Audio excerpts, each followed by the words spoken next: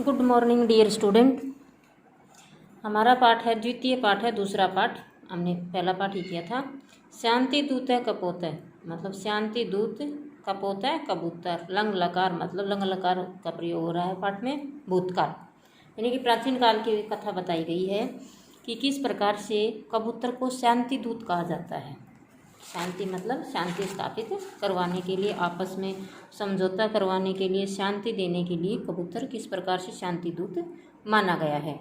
इस पाठ में बताया गया दो राजाओं की कहानियों के माध्यम से कि कबूतर को किस प्रकार से शांति दूत माना गया है। शांति दूत है कपोत है लंग लकार में। देखो बेटा, एक बार हिंदी अनुवाद देख लो। प्राचीन काल में काशी नगर में वीर सिंह नाम का राजा आशित था। भूतकाल में प्रयोग हो रहा है ना बेटा। प्राचीन काल में काशी नगर में वीर सिंह नामक राजा था। प्रतिवेशी होता है पड़ोसी।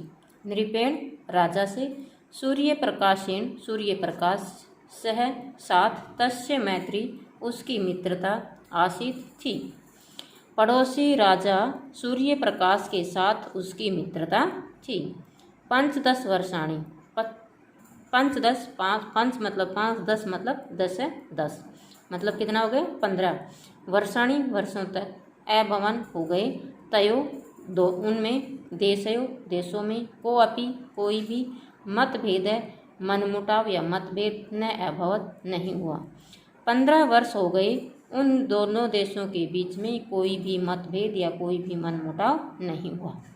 अथ तब कदाचित एक बार वीर सिंह ने सूर्य प्रकाश पर कुपयत क्रोध किया। फिर एक बार वीर सिंह ने सूर्य प्रकाश पर क्रोध किया। स सूर्य प्रकाश से राज्यम, वह सूर्य प्रकाश के राज्य को वशीकरणाय सज्जम आसित। वशीकरण मतलब अपने राज्य में मिलाने के लिए, सज्जम मतलब लीन था या उसके षड्यंत्र करने लगा। किंतु स न जानाति, लेकिन वह नहीं जानता था कि इसमें यत अस्त्र शस्त्राणी युद्ध साधनानी च कुत्र सन्ति। लेकिन 10-15 साल बीत गए हैं तो उसको ये नहीं पता था कि हमारे अस्त्र शस्त्र और युद्ध के जो साधन हैं च कुत्र सन्ति, वो कहाँ है। यतो ही 5-10 वर्षे भय युद्धम न अभवत्, क्योंकि इस 15 वर्षों के बीच में कोई युद्ध नहीं हुआ था। तो सब कुछ भूल गए थे। युद्ध के लिए तो अस्त्र शस्त्रों का तो तभी प्रयोग होता है जब हम युद्ध के लिए युद्ध में उनका प्रयोग करते हैं। तो 15 वर्ष तक युद्ध हुआ नहीं, तो वह अपनी सारी चीज़ों को भी भूल गया कि अस्त्र शस्त्र हैं, वो युद्ध के साधन हैं, वो कहाँ रखे हैं। अतः तब युद्ध के दिन वीर सिंह ने सव मातरम अपनी माता से अपृच्छत पूछा। तब युद्ध के दिन उसने अपनी माँ से पूछा, हे अम्ब, हे माता, मम शिर शस्त्राण, कि राजा लोग हैं वो क्या उड़ते हैं, टोपी वगैरह जो पहनते हैं, यानी कि उनका जो मुकुट होता है वो कुत्र अस्ति, कहाँ है। युद्ध में जाने के लिए मुकुट वगैरह जो पहन के जाना होता है वो कहाँ है। माता आयुष धारम प्रति गच्छति, हथियार का जो गृह था यानी कि जिसमें हथियार रखे हुए थे उस जगह पर गई। किंतु रिक्त हस्ताम प्रत्यागच्छन्ति, लेकिन खाली हाथ ही लौट आई।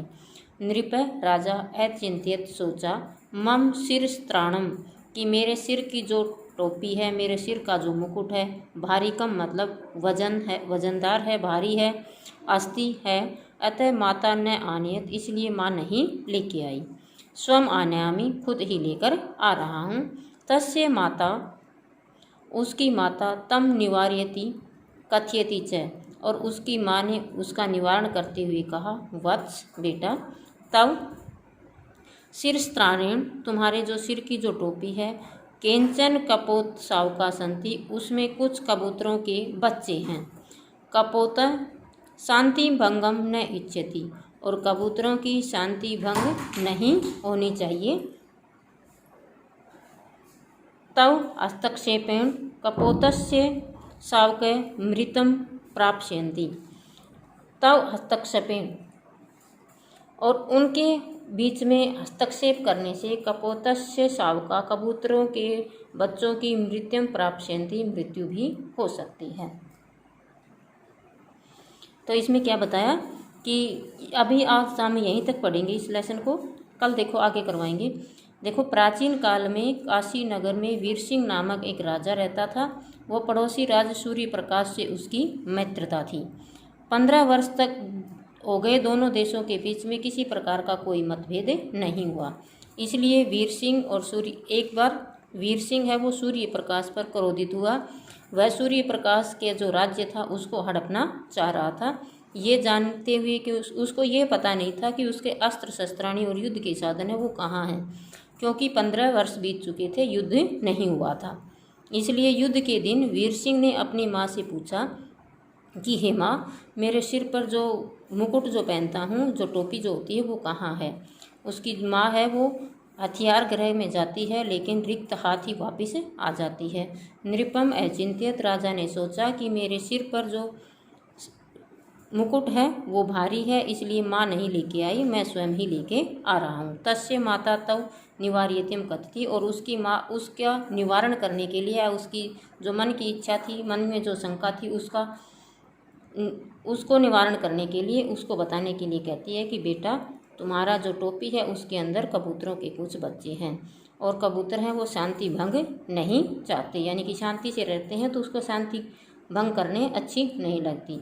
और तव हस्तक्षेप, और तुम्हारे हस्तक्षेप से, यानी कि तुम उनकी शांति को भंग करोगे तो कबूतरों के बच्चों की मृत्यु भी हो सकती है। यहाँ तक बेटा आपको आज हिंदी अनुवाद करवाया, तो आपको ये 2 संज्ञा पदानी और क्रिया पदानी, इन शब्दार्थों को आपको लिखना है। ये आपको दिए हुए हैं। नामक, प्रतिवेशी, पड़ोसी, राज्यम राज्य, वर्षाणी साल, अस्त्र शस्त्राणी हथियार, शिर शस्त्राणम टोपी, आयुष धारम हथियार गृह, युद्ध क्षेत्रम लड़ाई का मैदान, वृत्तांतम वर्णम, शांति दूतम शांति का दूत। आसित था अभवन हुए, कुप्यत गुस्सा या क्रोधित, संति हैं प्रत्यागच्छति लौटती है, अचिंत्यत सोचा, अनयत लाई, निवार्यति रोकती है या निवारण करती है, प्राप्स्यन्ति प्राप्त होंगे, धार्यसी धारण करते हो, रक्षा व हम दोनों की रक्षा करें, मन्यते माना जाता है। आपको ये दोनों आपको शब्दार्थ अपनी फेयर नोटबुक में लिखने हैं।